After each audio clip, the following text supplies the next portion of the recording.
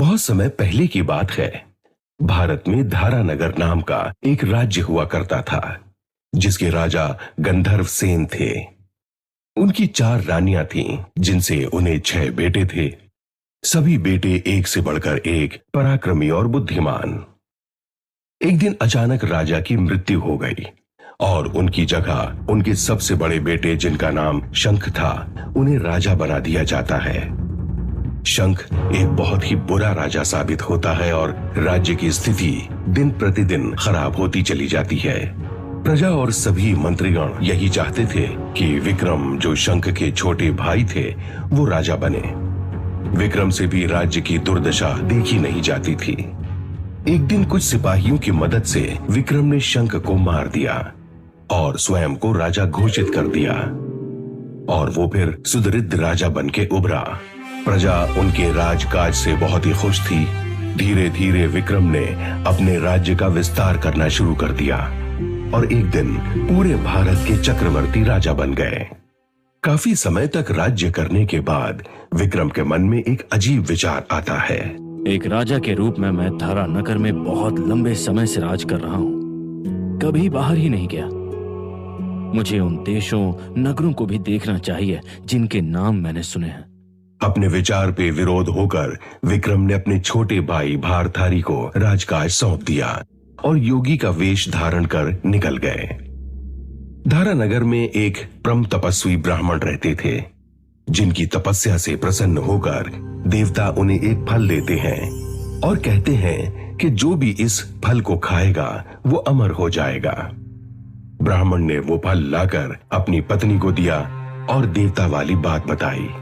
ये सुनकर ब्राह्मण की पत्नी बहुत ही रोई और बोली, अरे, अमर होकर हमें क्या मिलेगा? हमेशा हम भीख ही मांगते रहेंगे। ये तो एक तरह का श्राप हुआ। इससे तो अच्छा होगा कि हम मर जाएं। आप ये फल राजा को दे दीजिए और बदले में उनसे कुछ धन मांग लीजिए। अपनी पत्नी की बात मानकर ब्राह्मण दूसरे ही दिन राजा भारथारी से मिलने चले गए और सारी बातें उन्हें बताईं। राजा ब्राह्मण को 1 लाख मोहरे देकर विदा कर देते हैं। ब्राह्मण के जाने के बाद भारथारी वो फल लेकर अपनी एक रानी, जिसे वो सबसे अधिक प्रेम करते थे, मिलने चले जाते हैं। रानी, मैं आज आपको एक अति दुर्लभ और चमत्कारी वस्तु दे रहा हूँ, जो संसार में किसी के पास नहीं है। क्या महाराज? रानी, ये लो, ये अमृत प्रदान करने वाला चमत्कारी फल है। मुझे एक तपस्वी ब्राह्मण ने दिया है। जो भी इस फल को खाएगा वो अमर हो जाएगा और हमेशा जवान ही बना रहेगा। सच? महाराज, मुझे जानकर बहुत हर्ष हो रहा है कि आप मुझे इतना प्रेम करते हैं और अमृत प्रदान करने वाला ये फल मुझे दे रहे हैं। लेकिन रानी राज्य के कोतवाल से प्रेम करती थी और वो फल उसे दे देती है। कोतवाल एक वैश्या से प्रेम करता था और वो फल वैश्या को दे देता है। अब वैश्या को लगा कि ये चमत्कारी फल सिर्फ राजा को ही खाना चाहिए, क्योंकि अगर वो खा लेगी तो उसे पाप लगेगा। अब वैश्या वो फल लेकर राजा भारथारी के पास जाती है और उन्हें वो फल दे देती है। राजा वैश्या को उचित धन देकर विदा कर देते हैं।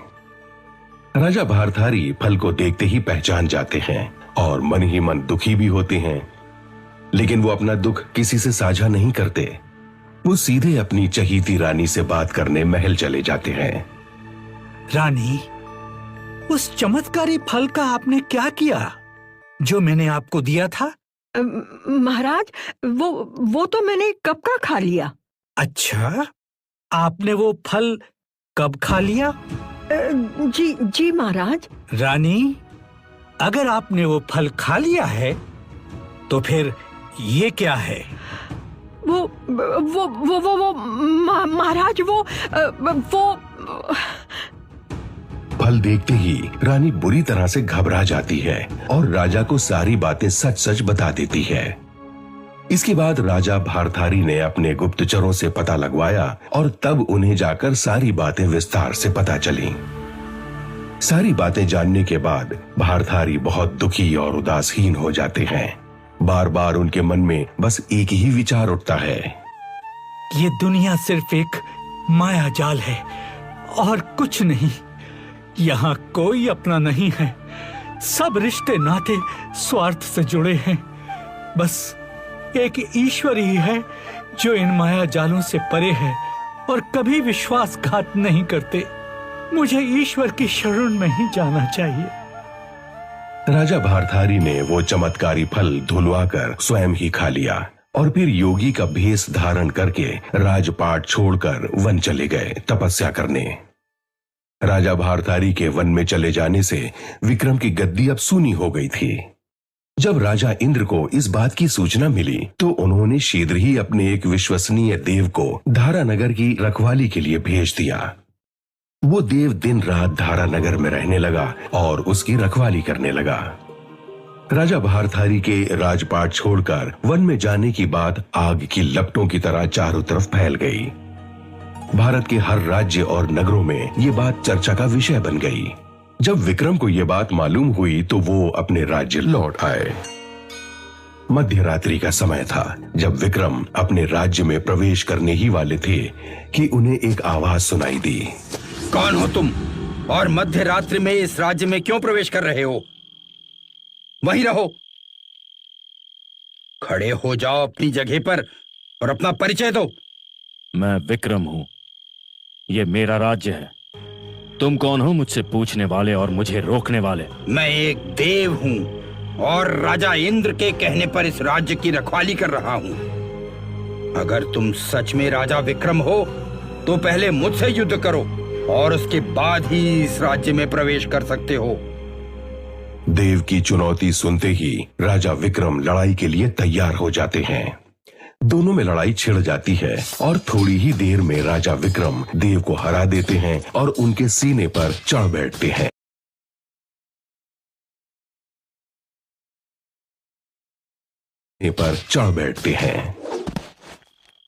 हे राजन, तुमने तो मुझे हरा दिया। मैं तुम्हें जीवन दान देता हूँ। तुम पागल हो गए हो क्या? किसे जीवन दान दे रहे हो? अगर मैं चाहूं तो अभी तुम्हारे जीवन का अंत कर सकता हूं। फिर तुम कैसे मुझे जीवन दान दे सकते हो? हे राजन, मैं तुम्हें मृत्यु से बचा रहा हूं, लेकिन पहले तुम मेरी एक कथा सुनो। बोलो। राजन, बहुत पहले की बात है। इस राज्य के राजा चंद्रभान थे। चंद्रभान एक दिन जंगल में सैर कर रहे थे कि उन्हें एक बहुत ही अजीबोगरीब साधु दिखाई दिया। चंद्रभान अपने महल लौट आए और अपने दरबार में ये घोषणा करते हैं। कल जब हम जंगल में सैर करने गए थे तब हमने एक विचित्र साधु को देखा। वो एक पेड़ से उल्टा लटका हुआ था। ना कुछ खाता पीता था और ना ही कुछ बोलता था। हमने बहुत कोशिश की लेकिन साधु ने कुछ नहीं बोला। और सबसे विचित्र बात यह कि वो सिर्फ धुआं पीकर जीवित है। जो भी उस साधु को हमारे पास लेकर आएगा हम उसे 1 लाख सोने की मोहरें देंगे। राजा की घोषणा राज्य के कोने कोने में फैल गई। कुछ दिन बीत गए लेकिन राजा के सामने कोई प्रस्तुत नहीं हुआ जो ये वचन दे सके कि वो साधु को ले आएगा। राजा बहुत ही उदास हो जाते हैं। एक दिन एक वैश्या राजा के दरबार में आती है। महाराज की जय हो। मैंने आपकी घोषणा सुनी है। मैं आपको वचन देती हूँ महाराज कि मैं उस साधु को आपके पास लेकर आऊंगी। कैसे? अगर महाराज की आज्ञा हो तो मैं उस साधु के साथ प्रेम करके एक बच्चे को जन्म दूंगी और फिर साधु और बच्चे के साथ ही दरबार में प्रस्तुत होंगी। हमारी आज्ञा है, तुम्हें जो करना है करो, लेकिन उस साधु को हमारे पास लेकर आओ। जो आज्ञा महाराज। वैश्या सीधे उस साधु के पास चली जाती है और देखती है कि वो साधु जिसके शरीर का करीब करीब सारा मांस गल चुका है वो उल्टा लटका हुआ है। वैश्या एक मिठाई बनाती है और साधु के मुंह में डाल देती है। साधु को वो मिठाई बहुत ही स्वादिष्ट लगती है और वो शीघ्र ही उसे खा लेता है। वैश्या साधु के मुंह में और मिठाई डालती है और वो उसे भी खा लेता है। इस तरह वैश्या साधु को 2 दिन तक मिठाई खिलाती रहती है और 2 दिन मिठाई खाने के कारण साधु को अपने शरीर में शक्ति का अनुभव होता है और वो अपनी आंखें खोलता है। कौन हो तुम और मुझे क्यों जगाया? मैं हूँ। आप पहले वृक्ष से नीचे तो उतरिए, फिर जो इच्छा हो पूछिए। ठीक है, ये उतर गया मैं। अब बताओ, मैं वृक्ष से नीचे उतर आया हूँ। योगीराज, मैं एक देव पुत्री हूँ और स्वर्ग लोक में कठिन तप कर रही थी। अब इस वन में तप कर रही हूँ। तुम्हारी कुटिया कहाँ है? आइए प्रभु, मैं आपको लिए चलती हूँ। वैश्या साधु को अपनी कुटिया में ले जाती है और उसे स्वादिष्ट भोजन कराती है। इस तरह समय बीतता जाता है और साधु, जो सिर्फ धुआं पीकर जीवित रहता था, वो अन्न जल ग्रहण करने लगता है। कुछ ही समय बाद साधु और वैश्या में प्यार हो जाता है और 10 महीने बाद वैश्या एक सुंदर से बच्चे को जन्म देती है। जब बच्चा कुछ महीनों का हो जाता है तो वैश्या साधु को तीर्थ यात्रा की सलाह देती है। योगीराज, मुझे लगता है कि हमें तीर्थ यात्रा पर जाना चाहिए, ताकि जो भी शरीर का और मन का पाप हो वो सब धुल जाए। प्रिय, तुमने मेरे मन की बात कही है। मैं भी पिछले कुछ दिनों से यही सोच रहा था। तो हम आने वाले सोमवार को चलें? बिल्कुल। अपनी बातों में साधु को बहलाकर वैश्या उसे राजा चंद्रभान के दरबार में ले जाती है। राजा दूर से ही वैश्या और साधु को पहचान जाते हैं।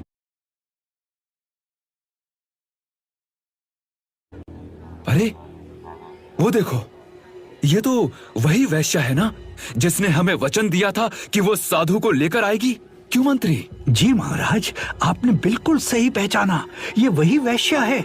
हमें ये देखकर बहुत हर्ष हो रहा है कि वैश्या ने अपने वचन को सच कर दिखाया। वो साधु और बच्चे के साथ आ रही है। अच्छा, तो ये सब चल रहा था मेरी तपस्या को भंग करने के लिए। राजन, तुमने ये अच्छा नहीं किया। तुमने मेरी वर्षों की तपस्या को एक वैश्या के हाथों नष्ट कर दिया। प्रणाम योगीराज। हम तो सिर्फ आपसे मिलना चाहते थे, बात करना चाहते थे, इसीलिए हमने ऐसी घोषणा की थी। बाकी सारा काम इस वैश्या ने किया है। कुछ कहने की आवश्यकता नहीं है राजन, मैं सब समझ चुका हूँ। साधु बच्चे को लेकर दरबार से निकल जाता है। वो एक जंगल में चला जाता है और बच्चे को मार डालता है। उसके बाद साधु दूसरे जंगल में चला जाता है। वहां वो कठोर तप और प्रायश्चित करने लगता है। कुछ समय पश्चात राजा चंद्रभानु की मृत्यु हो जाती है और साधु का प्रायश्चित भी पूरा हो जाता है। देव, तुम कहना क्या चाह रहे हो? साफ साफ बताओ। विक्रम, संक्षिप्त में कथा ये है कि तुम वो बच्चा जिसे उस साधु ने मार डाला था और वो साधु, तुम तीनों एक ही नगर में और एक ही नक्षत्र में पैदा हुए हो। तुमने राजा के घर में जन्म लिया, बच्चे ने तेली के घर में जन्म लिया और साधु ने एक कुम्हार के घर जन्म लिया। तुम यहां राज करते थे, तेली पाताल में राज करता था। आपसी शत्रुता के कारण कुम्हार ने योग साधना के बल पर तेली को मार डाला और श्मशान में पिशाच बनाकर श्मशान के पेड़ से लटका दिया। अब वो तुम्हें मारना चाहता है, उससे सावधान रहना विक्रम। इतना कहकर देव चला जाता है और विक्रम महल में प्रवेश करते हैं। विक्रम को देखकर सभी को बहुत खुशी होती है। पूरे राज्य में आनंद का वातावरण फैल जाता है। विक्रम फिर से सुखपूर्वक राज्य करने लगते हैं। एक दिन शांतिशील नाम के योगी विक्रम के दरबार में आते हैं और उन्हें एक फल देकर चले जाते हैं। विक्रम को इस योगी पर संदेह होता है कि कहीं ये वही आदमी तो नहीं जिसके बारे में देव ने बताया था। विक्रम फल नहीं खाते हैं, बल्कि उसे अपने कोषाध्यक्ष को दे देते हैं। ये सिलसिला लगभग 10 वर्षों तक चलता है। योगी आता, विक्रम को फल देता और चला जाता, और विक्रम वो फल अपने कोषाध्यक्ष को दे देते। संयोग से एक दिन विक्रम अपना अस्तबल देख रहे थे कि योगी वहीं आ जाता है और फल विक्रम के हाथ में ही दे देता है। विक्रम बातों बातों में उस फल को उछाल देते हैं और वो फल धरती पर गिर जाता है। उसी समय एक बंदर, जो महल के किसी सुरक्षा कर्मी का था, फल झपट कर उठा लेता है और खाने के लिए तोड़ देता है। फल के अंदर से एक बहुत उत्तम कोटि का बहुमूल्य रत्न निकलता है, जिसकी चमक से सबकी आंखें चौंधिया जाती हैं। विक्रम को बहुत आश्चर्य होता है और वो योगी से पूछते हैं, आप ये रत्न प्रतिदिन मुझे क्यों दे जाते हैं? महाराज, राजा, गुरु, वैद्य, ज्योतिषी और बेटी, इनके घर कभी भी खाली हाथ नहीं जाना चाहिए। कोषाध्यक्ष, जी महाराज। आज तक मैंने जो भी फल आपको दिए थे वो सारे फल कहाँ हैं? महाराज, वो सारे फल तो सड़ गल चुके थे। उनकी जगह पर चमकती झिलमिलाती रत्नों का भंडार पड़ा है। कोषाध्यक्ष की राजभक्ति और निष्ठा से विक्रम बहुत ही प्रसन्न होते हैं और उसे उचित धन उपहार में देते हैं। इसके बाद विक्रम योगी का हाथ पकड़कर अपने सिंहासन पर ले जाते हैं। योगी राज, मेरे पूरे राज्य में इस तरह के रत्नों का मिलना बहुत ही दुर्लभ है, और आप प्रतिदिन मुझे ऐसे रत्न दे जाते हैं। मैं तब तक आपकी ये भेंट स्वीकार नहीं करूंगा जब तक कि आप फल देने का सही कारण नहीं बताएंगे। हे राजन, ऐसी बातें सबके सामने नहीं की जाती। विक्रम योगी को अकेले में ले जाते हैं और तब योगी उन्हें फल देने का प्रयोजन बताता है। हे राजन, बात यह है कि गोदावरी नदी के किनारे मैं एक मंत्र सिद्ध कर रहा हूँ। मंत्र सिद्ध होने से मेरा मनोरथ पूरा हो जाएगा, लेकिन उस कार्य हेतु मुझे किसी वीर पुरुष की सहायता की आवश्यकता है। राजन, उस कार्य में मैं आपकी सहायता की याचना करता हूँ। आप एक रात मेरे पास रहेंगे तो मेरा मंत्र सिद्ध हो जाएगा, लेकिन आपको हथियार बंद होकर अकेले ही आना होगा। ठीक है योगीराज। महाराज, आगामी अमावस्या को श्मशान के पास बरगद के पेड़ के नीचे मैं आपकी प्रतीक्षा करूंगा। योगीराज, आप निश्चिंत होकर जाएं। मैं वचन देता हूं कि मैं आपकी सहायता के लिए अवश्य आऊंगा। फिर योगी चला जाता है। जब अमावस्या आई तब विक्रम को योगी के दिए अपने वचन का स्मरण हो आया। विक्रम नीले रंग के कपड़े पहनकर अपने हथियार लेकर गुप्त रास्ते से राजधानी में अकेले निकल जाते हैं। विक्रम योगी के बताए हुए स्थान पर पहुंच जाते हैं। योगी विक्रम को अपने पास बैठा लेता है। थोड़ी देर बैठने के बाद विक्रम योगी से पूछते हैं, योगीराज, मेरे लिए क्या आज्ञा है? राजन, यदि आपने मुझ पर इतनी कृपा की है तो एक कृपा और कीजिए। आप यहाँ से दक्षिण दिशा की ओर चले जाइए। यहाँ से बहुत दूर श्मशान के दूसरे छोर पर आपको शीशम का एक विशाल वृक्ष मिलेगा। उस वृक्ष पर एक मरे हुए आदमी का शरीर लटक रहा है। आप उस शव को मेरे पास ले आइए। ये सुनकर विक्रम दक्षिण दिशा की ओर प्रस्थान करते हैं। बहुत भयानक रात थी। तेज हवाएं चल रही थी। जलते हुए मांस की दुर्गंध चारों तरफ फैली हुई थी। विक्रम शमशान में जलती हुई चिताओं के प्रकाश के सहारे आगे बढ़ने लगते हैं। विक्रम जो जो आगे बढ़ते हैं उन्हें अजीबोगरीब आवाजें सुनाई देने लगती है। भूतों और प्रेतों का शोर सुनाई देने लगता है। सांप आ आकर उनके पैर से लिपटने लगते हैं। शेर दहाड़ने लगते हैं। हाथी चिंगाड़ने लगते हैं। बारिश होने लगती है, लेकिन विक्रम बिना किसी डर के आगे बढ़ते चले जाते हैं। अंततः विक्रम शमशान के दूसरे छोर पर पहुंच जाते हैं और उन्हें वो शीशम का वृक्ष दिखाई पड़ता है जिसके बारे में योगी ने बताया था। वृक्ष चिताओं के धुएं के कारण काला पड़ गया था। वृक्ष की एक शाख पर एक शव रस्सी पर उसी प्रकार लटका हुआ था जैसे किसी प्रेत के कांधे पर लटक रहा हो। विक्रम वृक्ष पर चढ़ जाते हैं और अपनी तलवार से रस्सी काट डालते हैं। रस्सी काटते ही शव धरती पर गिर पड़ता है। नीचे गिरकर वो शव जोर से चीखता है। विक्रम वृक्ष से नीचे उतरता है।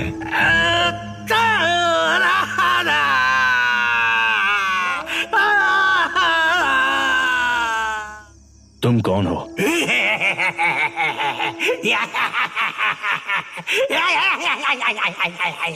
कहीं ये वही तेली तो नहीं जिसके बारे में देव ने मुझे बताया था, जिसे कुंभार ने अपने योग साधना से मारकर पिशाच बना दिया है?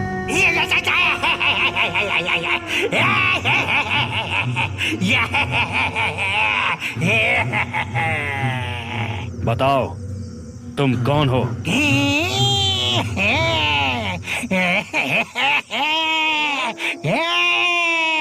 विक्रम सोच में ही डूबे हुए थे कि अचानक शव में हरकत होती है और वो पुनः उसी शाख पर जा लटकता है। विक्रम भी कहां हार मानने वाले थे, वो भी वृक्ष पर चढ़ जाते हैं, रस्सी फिर से काटते हैं और तुरंत शव को अपने हाथों से दबा लेते हैं। शव को लेकर विक्रम नीचे उतरते हैं, चादर से बांधते हैं और योगी के पास चल देते हैं। रास्ते में शव बोलता है, मैं बेताल हूँ।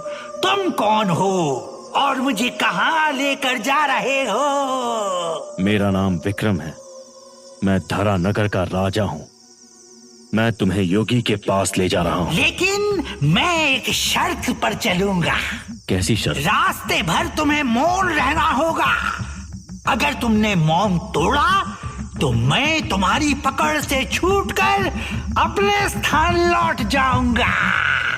ठीक है। राजन, पंडित, चतुर और ज्ञानी, इनके दिन अच्छी अच्छी बातों में बीतते हैं और वहीं मूर्खों के दिन कलह करने में और सोते में बीतते हैं। अच्छा होगा कि तुम्हारी यात्रा भी अच्छी बातों की चर्चा में बीते, इसलिए मैं तुम्हें एक कथा सुनाता हूँ। लेकिन ध्यान रहे कि कथा के दौरान तुम्हें मौन ही रहना होगा। अगर तुमने कुछ बोला तो मैं उड़कर वापस चला जाऊंगा।